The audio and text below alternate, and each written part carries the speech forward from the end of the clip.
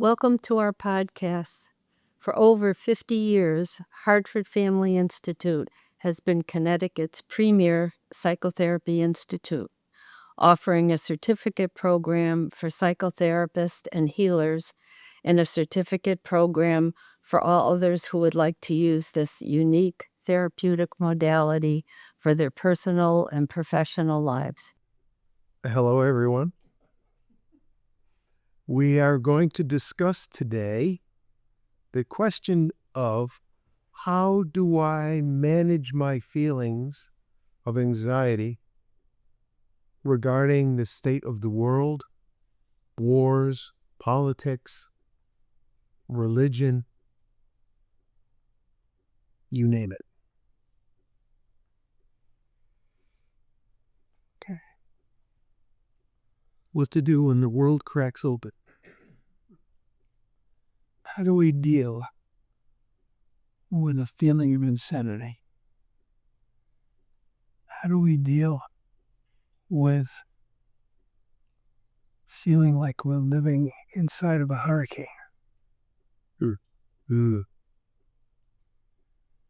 And the answer, my answer, is,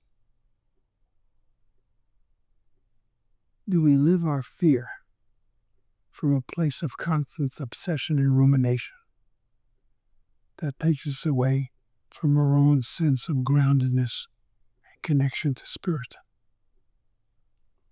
Or do we make it a part of our practice, our mindfulness practice, that we still have to be aware of how much we're in our mind going over and over and over the fear, or how much we're willing and able to live the fear in our body as an experience, feeling our connection to the ground and our connection to spirit.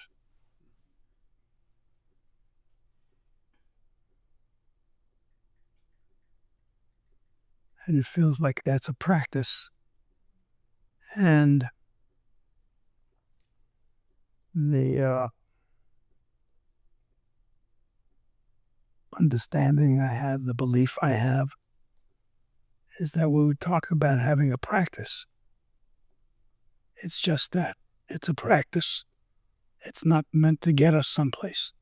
It's meant to help us live with the experience, with the difficulty, with the tension that's created in our body, and to be able to have enough consciousness and support to live those experiences.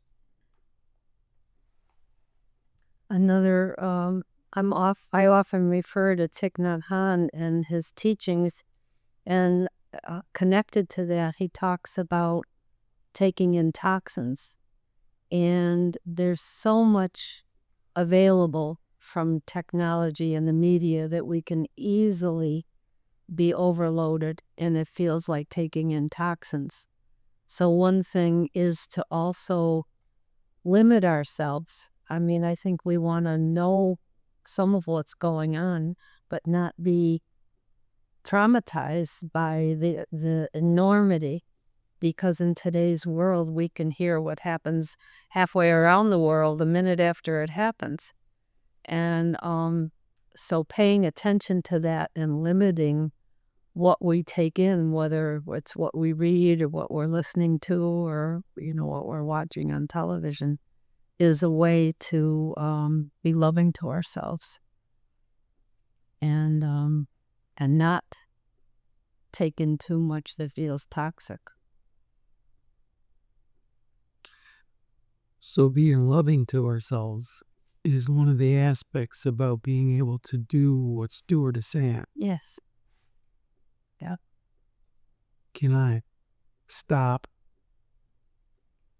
be aware of my body, and bring love to whatever's there? Yeah. And to me, also from the teachings, I take support from hearing that even if we're not doing something that we feel is out there, stopping, being mindful, paying attention to our breathing is allowing for a meaningful energy to be created. So in other words, our very existence of being connected to the earth and ourselves is actually doing something that has value because it allows us to contribute to a more loving energy rather than a more hostile energy. So part of that feels like is how we have an emotion, how we have a feeling, how we have and allow it to pass through us and not hold on to it, not attach to it. And the constant obsession and the constant way that we live fear in our minds rather than our body perpetuates our holding on to an experience and not letting it pass through us. So what I hear you saying is that our attitude, our perception is what needs to change as a way to have an effect, how to contribute to peace in the world. Yes. I think of an example, David, I don't know if you'd want to mention it, but when you deeply listened to that person who was putting out very angry energy, would you want to say something about that? Because I was so impressed by hearing that. Thank you. I'd love to hear that.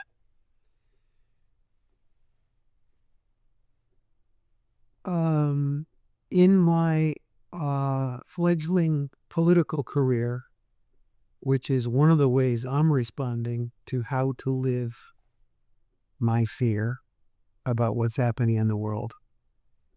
I'm running for office, and that's helping me feel like I'm doing something. And it may turn out that what I'm doing in running for office is I'm coming face to face with a lot of people. And listening to them, even if they're yelling at me. And it's been a profound experience of winding up feeling like I care about even the people that are yelling at me. Could you say more about what happened when you listened, when the person was that angry? I'm sure if you asked him what the time frame was of how long he was yelling at me, he would say 30 seconds. If you ask me how long it was, it's more like 3 hours. I'm pretty sure it's closer to 30 seconds than the 3 hours. I lost track of where I was going with that. About what happened as you listened to him. Oh, as I'm listening to him, he just keeps on going and coming at me with, from his viewpoint, justified blame of people with my viewpoint. And he's coming at me and coming at me and coming at me. And I'm practicing what Stuart's talking about. I'm practicing just breathing, just being here in this moment, and committed to not letting him determine what my response is going to be. I'm committed to not joining him in yelling back.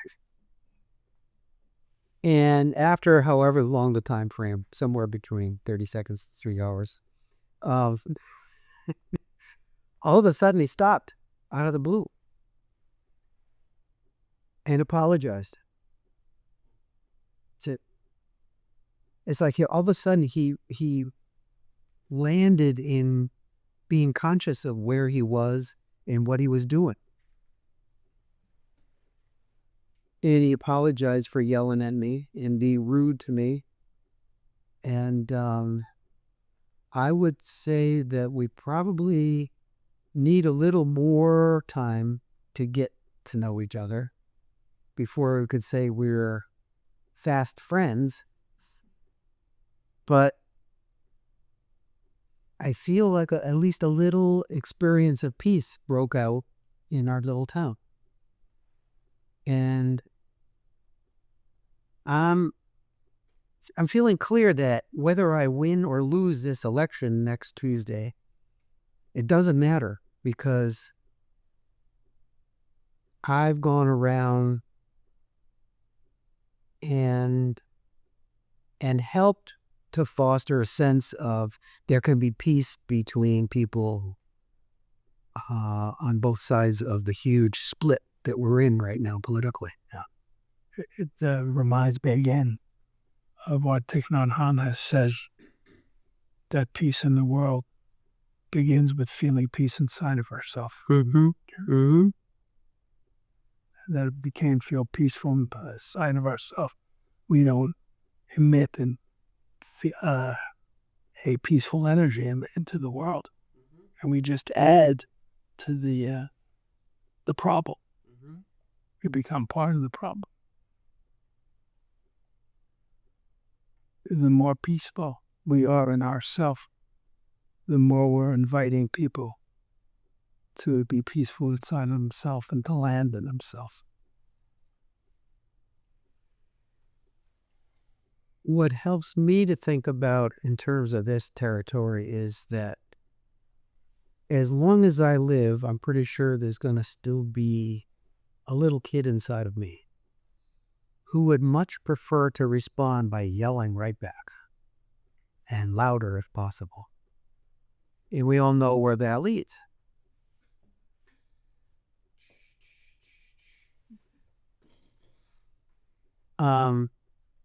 As long as I live, I'm going to have a little kid inside of me who wants to respond that way.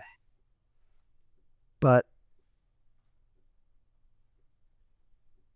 I'm very, very proud and excited that there's more space in me than there used to be. That it feels like I'm searching for a word. The automatic response in me is not so much anymore to come back louder and harder. The automatic response in me is to come back softer and more listening. And in the right situation, I want to make room for a scream. Mm-hmm. In training this week in the group, someone said, I feel like screaming. And I can't scream because of my environment and people would be upset. And so I invited them to put a pillow over their face and to scream into the pillow. And I screamed with them. Mm-hmm.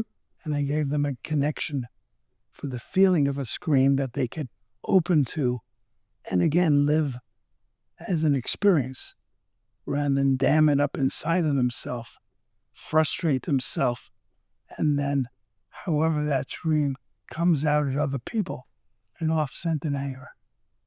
So this is a place where we can be at peace inside of ourselves or at war with ourselves, depending on whether we're meeting that little kid who wants to scream. And this is the way I met her.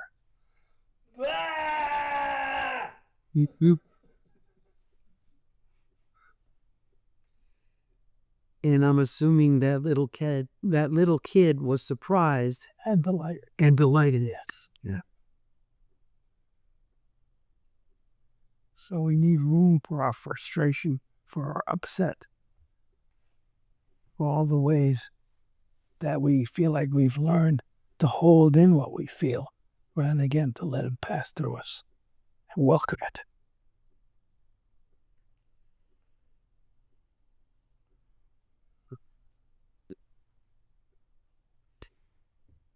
The thing about this approach is it's not formulaic. We can't just walk up to everyone and listen quietly. And we can't just walk up to everyone and go, blue. Although we'd like. Although we might like to. We need to be in the present moment in connection with what's real inside of us. And be holding all of that. And respond from all of that. Yeah. Again, it reminds me of what Thich Nhat Hanh said, that the way to live in our heart is to make room for all the non-heart elements in us. Mm-hmm. And if we're trying to pressure ourselves to be in our heart, what we have is pressure rather than heart. If we can make room for the non-heart elements and live them as a wave of experience that could pass through us, we're closer to being in our heart.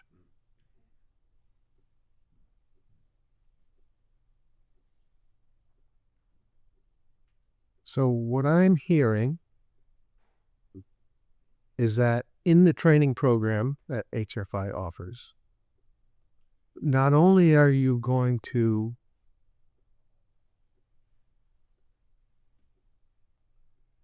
help the therapist understand the value of the approach that you are advocating, but you're going to help the therapist in developing that sense of peace and connection within themselves.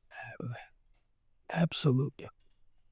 And we're going to be teaching a roadmap to alignment, ground, connection to spirit, and the understanding of every clinical issue that can open. And I'll be the person in training to understand every clinical issue and support them in not getting away from intensity, their intensity and the client's intensity, the ability to hold intensity. So you're not trying to get the client out of what they're in. You're trying to help support them in being conscious and bringing consciousness to how they're at and what experience they're having.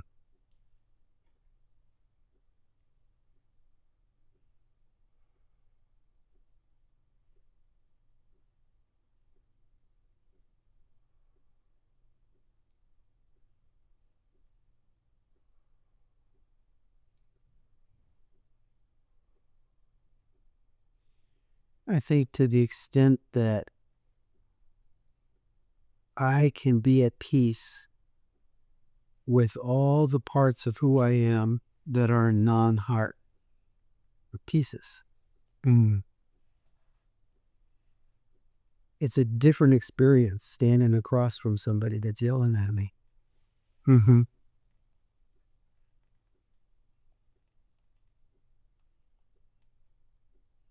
And I don't have to feel so desperate to try to get him to stop yelling.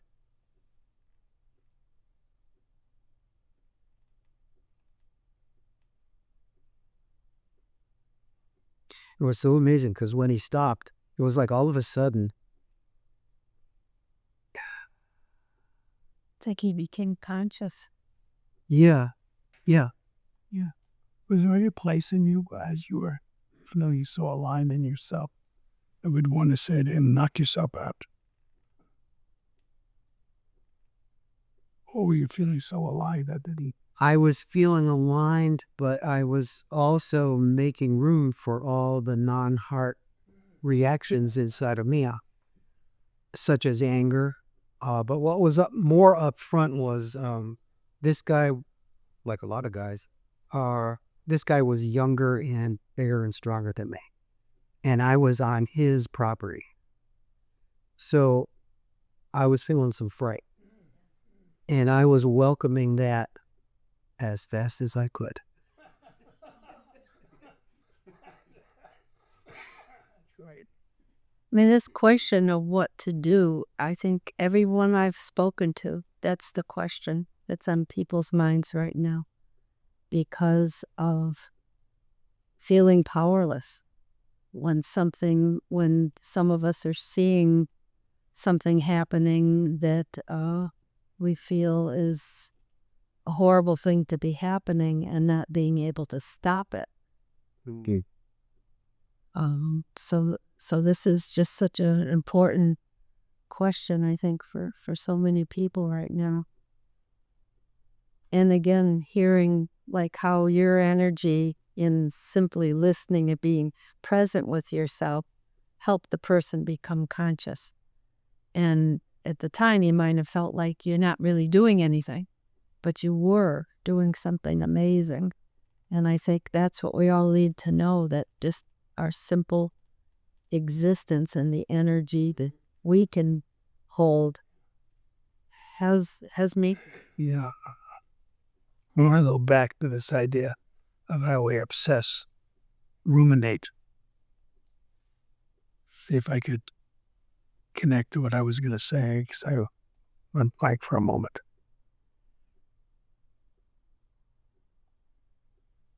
As we talk about the importance of allowing whatever we feel to be there as a wave of experience that could pass through us rather than attaching to us. The challenge that we all have of how do we deal with the feeling of powerlessness? How do we deal with the feeling of impotence? How do we either attach to it, believing we are powerless and we are impotent, or able to live the feeling of powerlessness and impotence as an experience that could pass through us, so that we still wind up feeling our own ground, our own connection to spirit, and our own ability to not be part of the problem, but be part of the solution.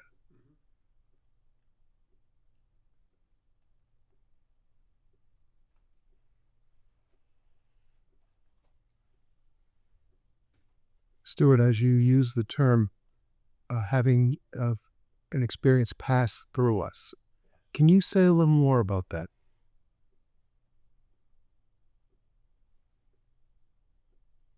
What does it mean to have an experience pass through me versus attaching to it?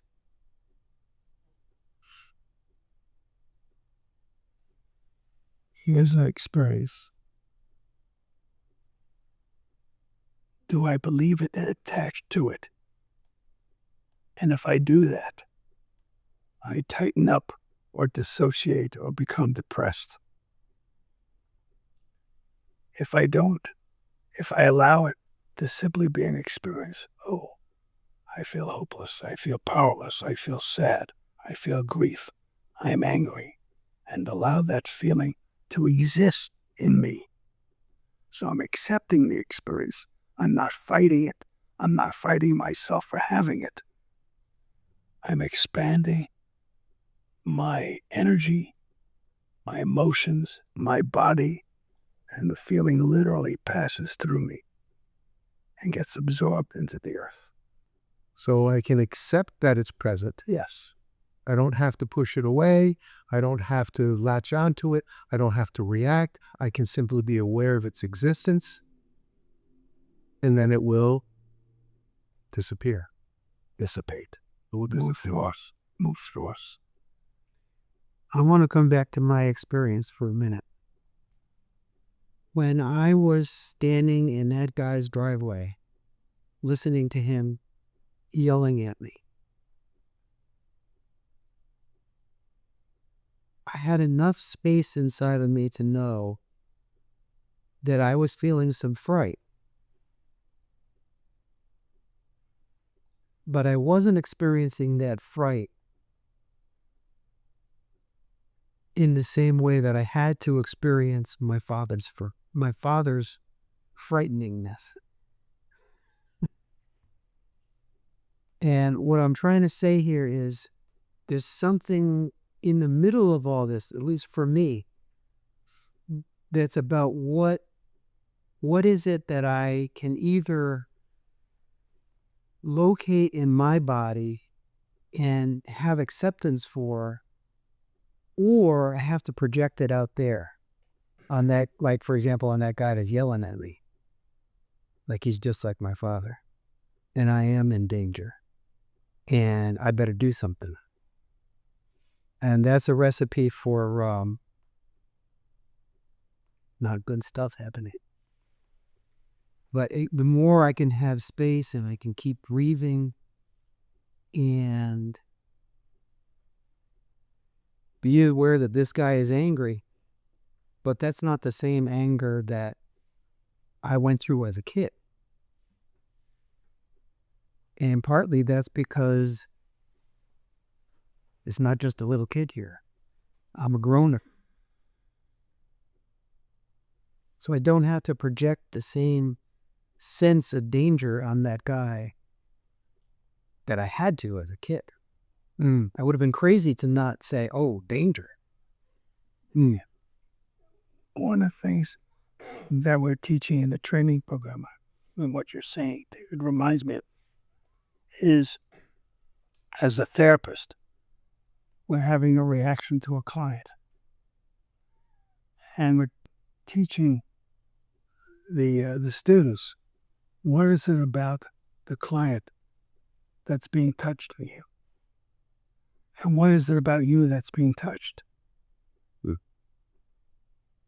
So there isn't a place in the therapist feeling and saying to the client, you made me feel this way. Mm-hmm. The way you are is touching this feeling in me is different than you made me feel this way. It's being self-referred, and we're connected to ourself, and we're being relational with the client.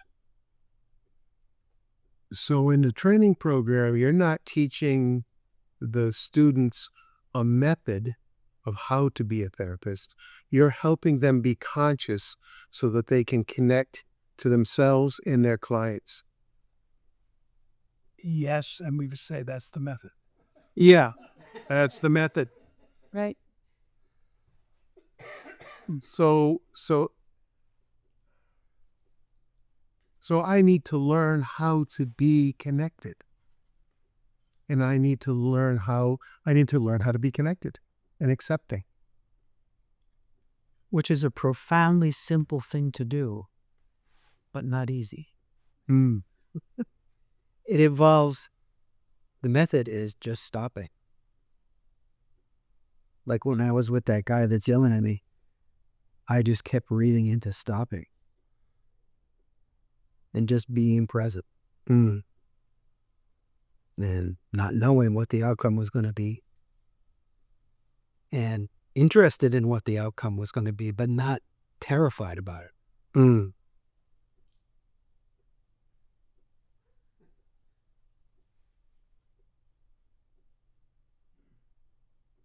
I keep seeing all these things connected that safety is so important, and you have enough support and safety in your system to live it the way you did. Yeah.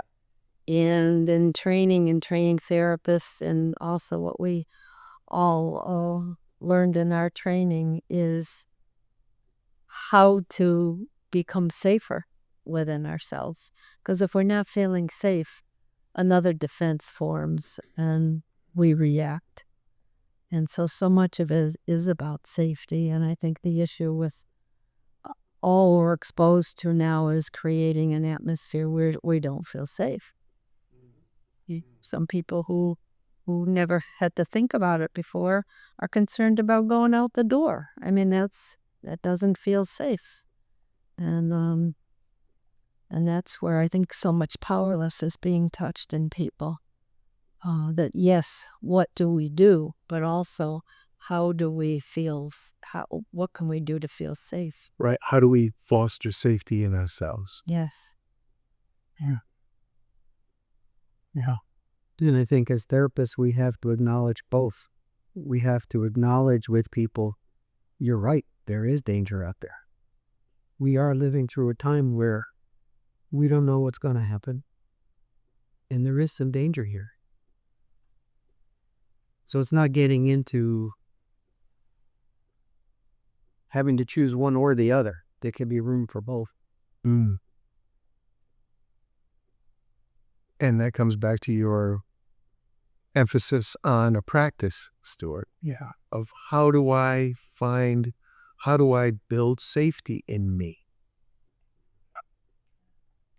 Going back to what you're saying about fear.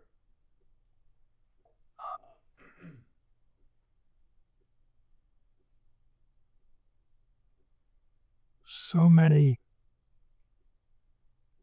people want to get rid of their fear. And in trying to get rid of their fear, they're fighting with themselves because their fear could talk. It's saying, I need a connection. Be with me. I need love and understanding. Don't try to get rid of me. And if we try to get rid of fear, again, we're fighting with ourselves rather than making room for the experience of fear and focusing on literally feeling our feet on the earth and allowing the movement of energy in our body. So fear is not the problem. It's the way we live fear that becomes the issue. And I want to come back to your experience. My sense is that man was very frightened. Yes. And the more you stayed present and listened, there was more safety. And that's how he could become, He could feel safe enough to suddenly apologize. suddenly realize. Yeah. And come back to himself. Yeah. I'm thinking and reminded of all the moments in my life where I did not have that ability. And I'd like to go back and revisit those moments with the consciousness that we're talking about. Mm. And back that Stuart up. Yes.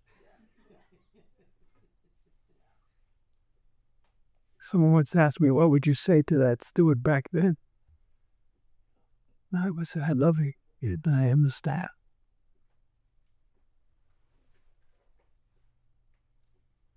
Yeah.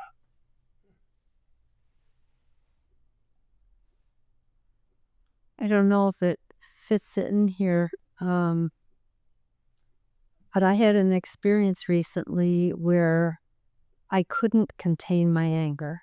And when I look back at it, I'm thinking, what do I have to learn about this? What happened was we do jigsaw puzzles, and I had a puzzle that was a very fragile puzzle. I mean, these pieces, you just barely touch them and they'd move.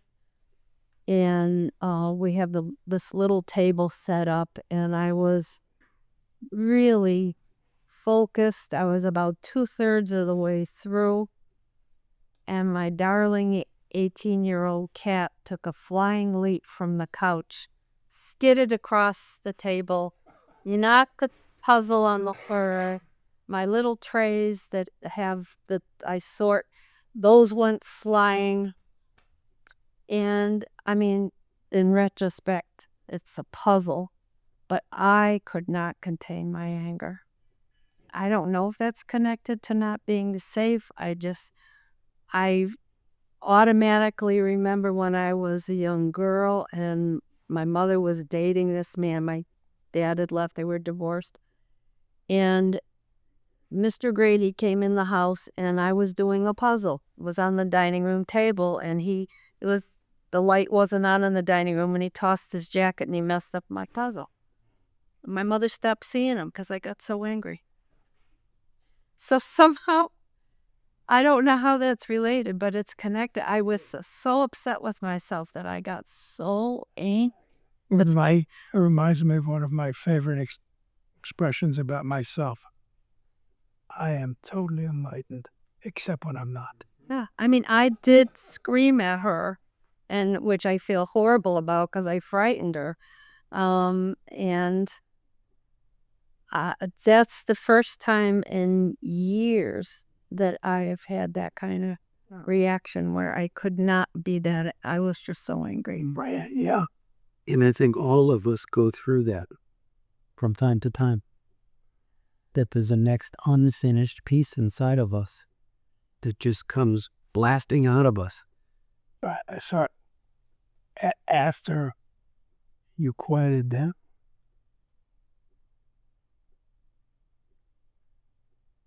Were you accepting of yourself? I think there's still a place I'm not accepting, that I got that angry because it's a puzzle. I mean, a couple days later, I put it back together. I feel very sickly. Thank you. Thank you, sir. I think when I was a little girl, I felt bad that my there had to have been other reasons that she broke up with him at the time. But then I have to say more of the story. He sought me out in downtown Waterbury and would take me for hot chocolate. And I came home one day and said to my mother, Mr. Grady really is a very nice man. And my mother started dating him again. And then they got married. So there's a lot attached to me. I mean, it couldn't have been because of my upset of the puzzle that she stopped seeing him. She said it was. Really? So, yes, thank you for being accepting. But I do feel bad that I yelled at the cat. I think my cat forgave me, though. I would get it, yeah. Within about 1/2 of a second. No, I think I frightened myself because I was so angry. Yeah. What this relates to also is I think some people have feelings that they're not aware of their feeling. And I think I'm not always aware when I am angry. This was to such a great extent. I was aware of how angry I was. And I think I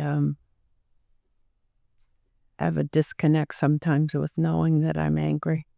I think that's part of what I have to learn to work more with. So you're saying you have to work with accepting your anger. To the post. It's more than that. It's about knowing, coming back to repairing my connection to my own feelings. I think the way anger came at me when I was little, I had to split off from, it was too much for what I was feeling. So I have to make that connection when it's not such an extreme thing to know if I'm feeling angry.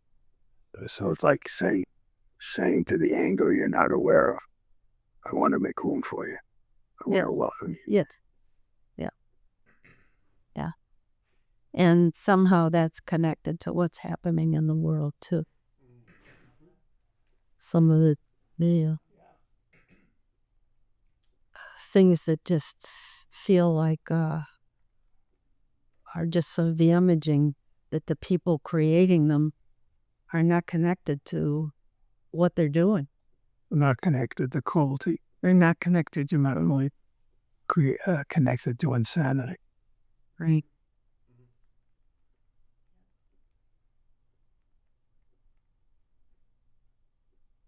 Not connected to powerlessness, the feeling of powerlessness. I think every time we come out with a blast,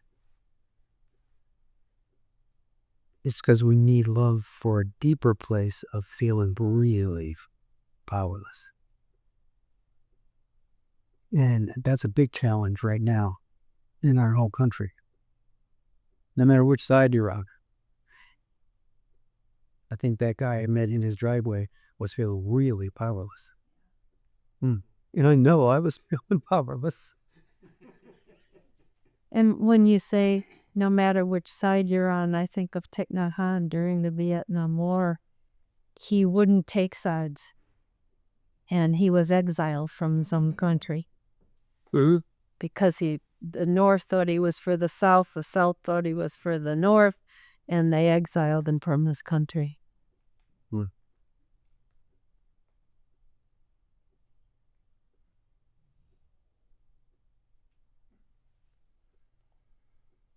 Wow. So I'm curious, if you say to the unfelt anger, I want to get to know you, I want to make room for you. Do you have any sense of how unfelt anger would respond?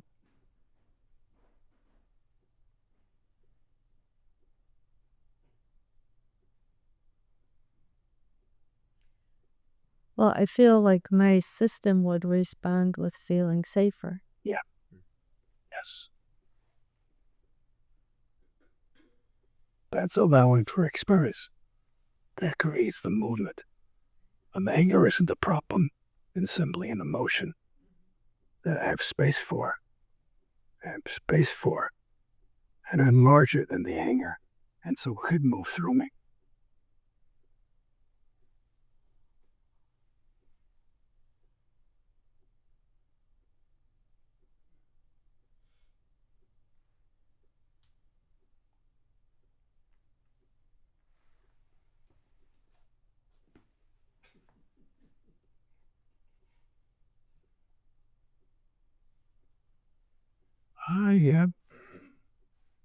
I love the way we meet each other. Now, I'm thinking the other day when you met me in terms of the dream that I was having. It's just very, very precious about how much room we have for each other and how we meet each other, and our finishedness and our unfinishedness.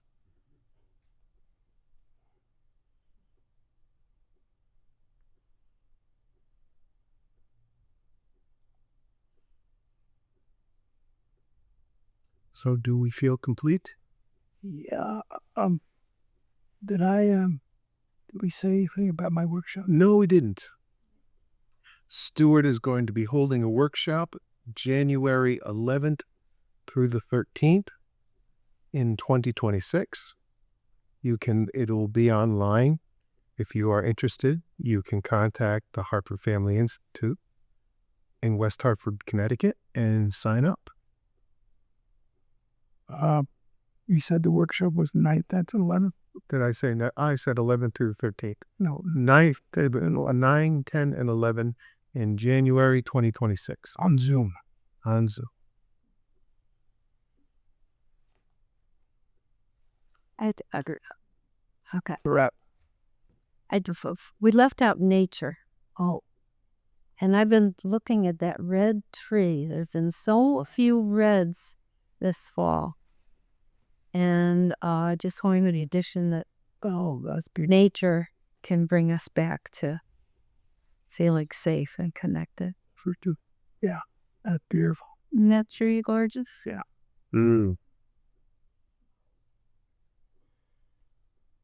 Thank you, Donna. Yeah, it reminds me about an experiment I gave to a client a couple, 2-3 weeks ago. And they said, I can't feel the earth. I said, really lie down on the earth and really feel your connection to the earth. You're saying something about the tree, yeah. Just go hug a tree. Yeah, that podcast I was just listening to with Brother Fapu in their workshop, everybody during a day has to sit by a tree. Yeah. Yeah.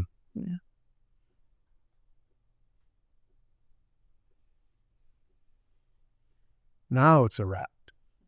Now it's a